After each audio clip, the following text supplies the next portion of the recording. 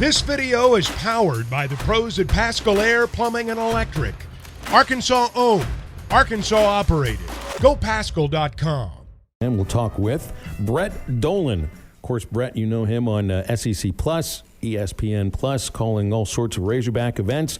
Also working on Touchdown Radio that airs college football nationally each week. Brett was on the Ohio State-Indiana call last weekend. He's got A&M at Miami this Saturday. Brett, always good to talk to you. How you doing, man?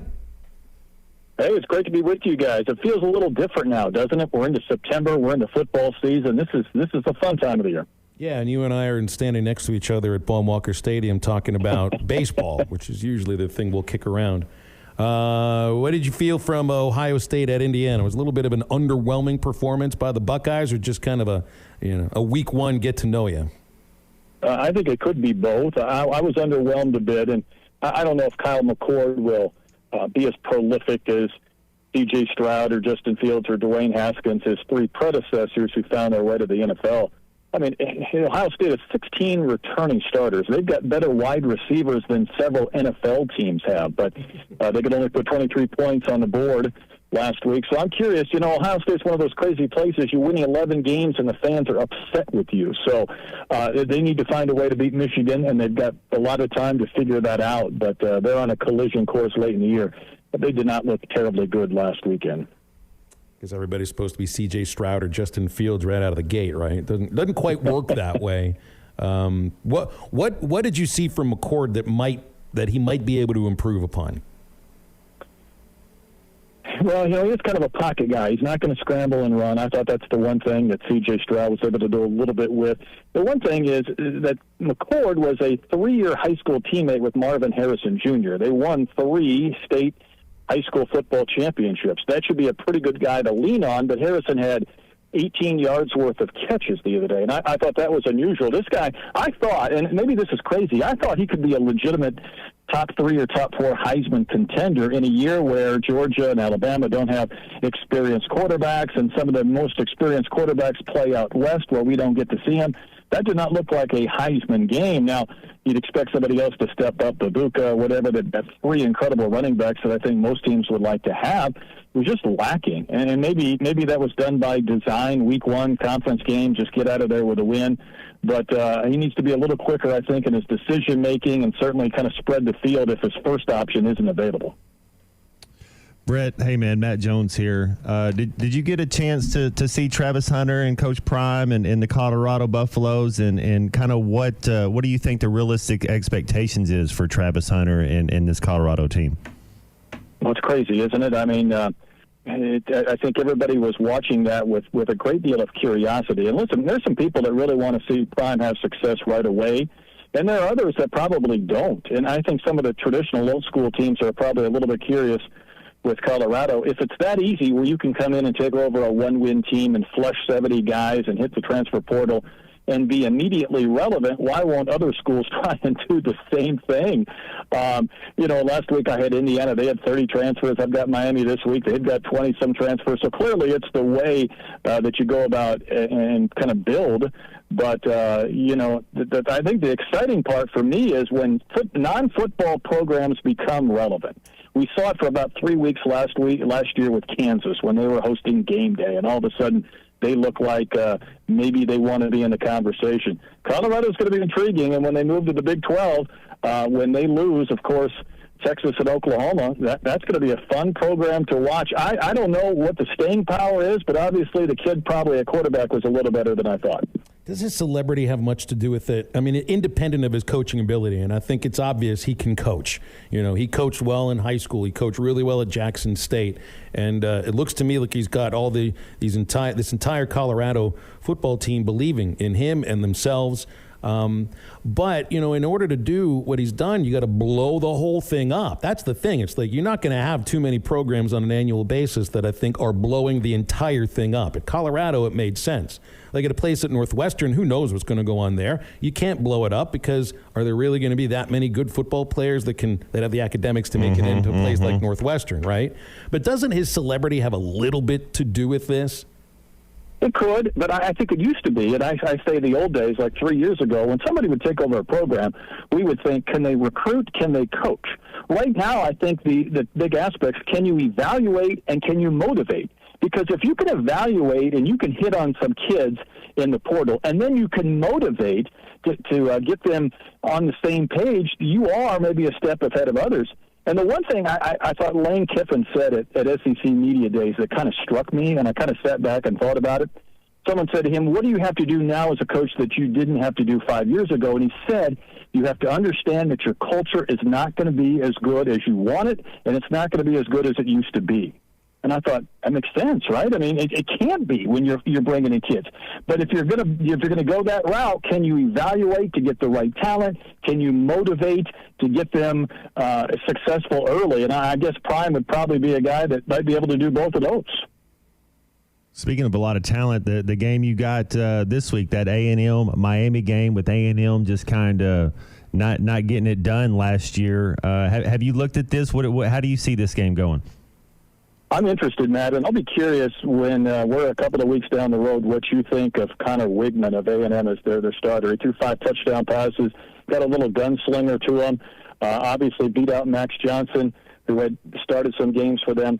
I don't know if I'm willing to go on a limb and say A&M's clearly going to beat Miami. If they do, they're going to be undefeated rolling into that Arkansas game, and I think a big reason why is going to be Wigman. He's just got a little moxie to him. He's fun.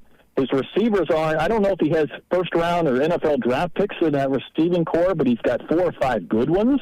He had 2 receivers that caught a combined 5 touchdowns last week, and they're going to be facing a much-improved Miami team.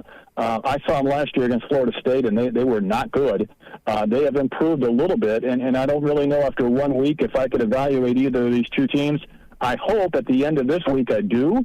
But if A&M goes out there and wins, and they look fairly convincing, I mean, this has a chance to be a really good team, and I think as the observers, we all are part of that. I think everybody was intrigued. Will this Bobby Petrino-Jimbo thing work out, or will it be a disaster? And either way, it's going to be interesting. But it may not be a disaster. And if this works out, Petrino might be exactly what Jimbo needs to kind of just take a step back from all the aspects of this program that were not trending in the right direction for the last couple of years. Is it fair that you could act now? You're not going to call it this on the Touchdown Radio broadcast because you're not a smartass like I'm about to be here, but you could call the A&M Miami game the bowl of less with more. Would that be an accurate way to put it? Because that's what these programs have kind of turned into the last few years. Heck, Miami, that's what they've been for like 20 years. Well, I think you could say a battle for relevancy. And in last year when I had the Florida State-Miami game, the storyline was 2 once-proud programs. Can one of these programs emerge and kind of get back in the national conversation? Well, one did in Florida State. And they looked at that night, and they looked at last week. Miami was on the other end of that, and they looked terrible. It is year 2 under Mario Cristobal, new coordinators. He recruited well. He kept a lot of kids home in Florida. And then he got some very key transfer portal guys, too, and he's got a few weapons. But one of the, listen, the ACC is better if Miami is good. And I think the SEC is always a little more interesting if A&M is kind of every once in a while knocking on that door with Alabama and Georgia. I don't know if either one are there yet, but I think we're in that same case where you got 2 once-proud programs just trying to fight for relevancy. If Miami wins, they're going to be undefeated going into a game at North Carolina. If A&M wins, they're going to be undefeated going into that game at Arkansas. And then you start to gain a little bit of momentum, and we'll see if they can carry it from there at any point. I was going to say, yeah, I mean, Bobby Petrino and Deion Sanders, everywhere they go, they win. You get this Alabama-Texas game. Is Texas coming back to relevance? Speaking of the coming back, does Texas have a chance against Alabama this week?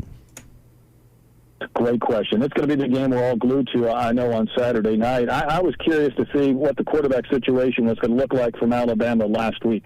In the same situation maybe as Ohio State or others. You're due for a step back at some point, aren't you? Can you keep rolling out guys that are contending for Heismans and winning conference championships? The kid's fun. I mean, he can run. And obviously I think he's got a little bit of juice downfield, too. It's hard to believe Texas probably should have won this game last year. But I think Alabama's clearly a better program, and we'll see if Texas has a little indication what it's going to be like when they jump into the SEC on a weekly basis. But, we need more of these matchups, Matt, in week 2 of the college football season. We need more big-time intersectional, interdivision, whatever it is, college football matchups. And I'm curious. I really want to see what Texas looks like against an Alabama team that maybe isn't at the Georgia level, but they're really, really close. How many SEC teams you've got on your schedule? I know you guys don't know all the games you'll be calling because you'll kind of pick some of them, I think, as you go a little later, depending on how they're all doing. But who do you have early?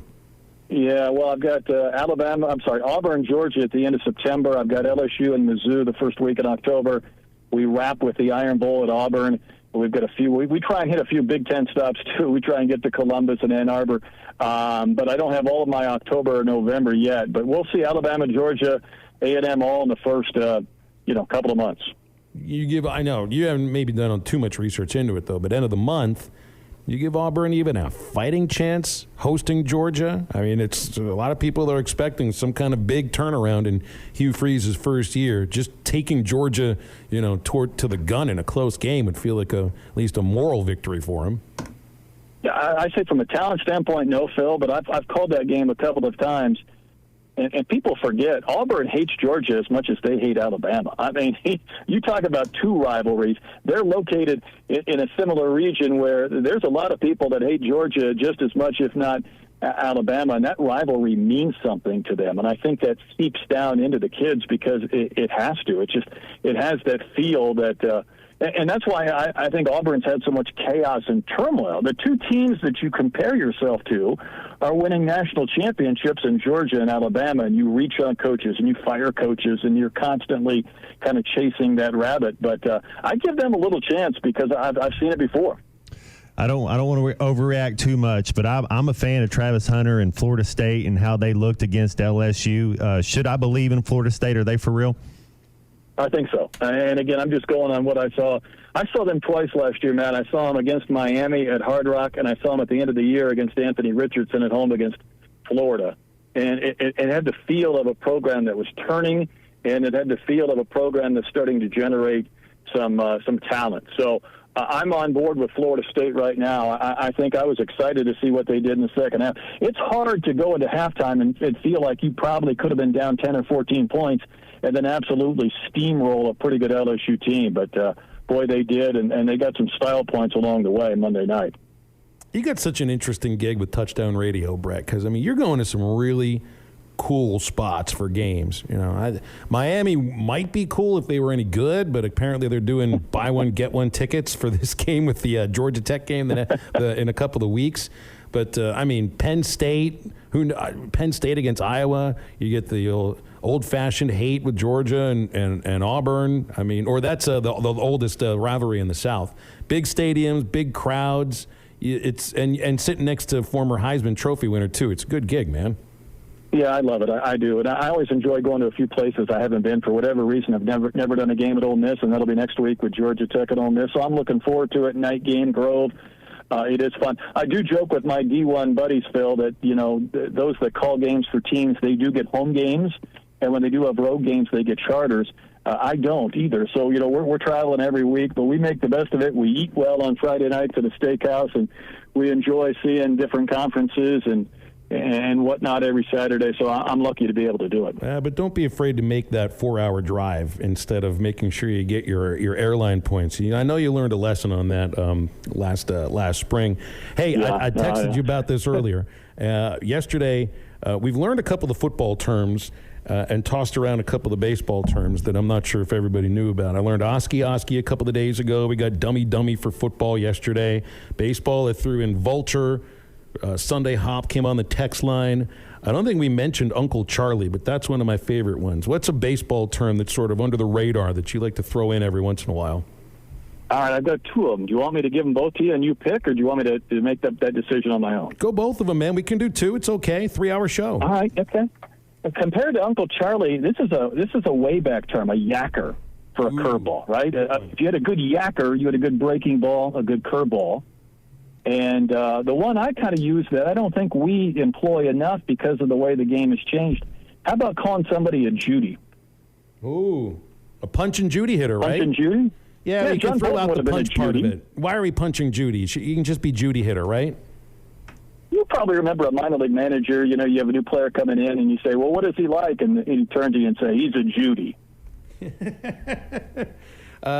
Which means he doesn't hit home runs, right? He just hits singles. I think John Bolton would have been described well as a punch and Judy hitter. Is that fair? Yeah, that's completely fair. Nobody in football would want to be described as punch and Judy.